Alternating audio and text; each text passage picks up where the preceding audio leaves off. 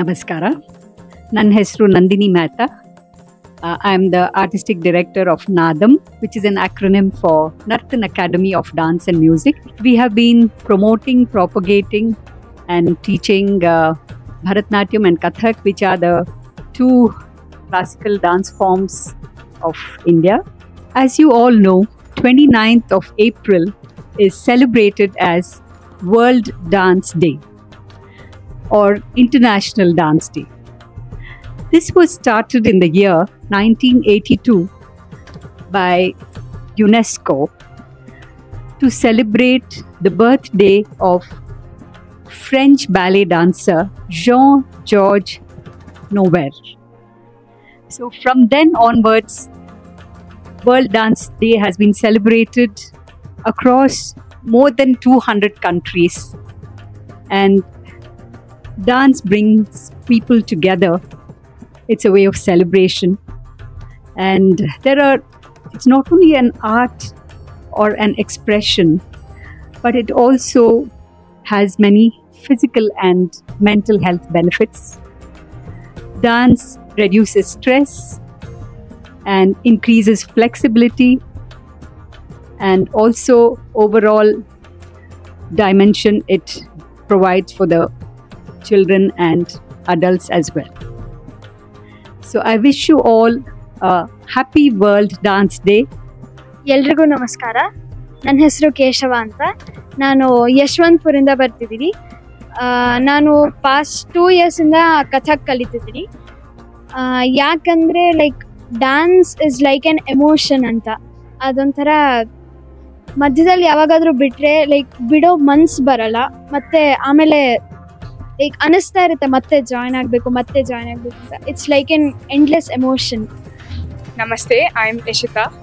I'm studying in National Public School and I live here in Malleshwaram.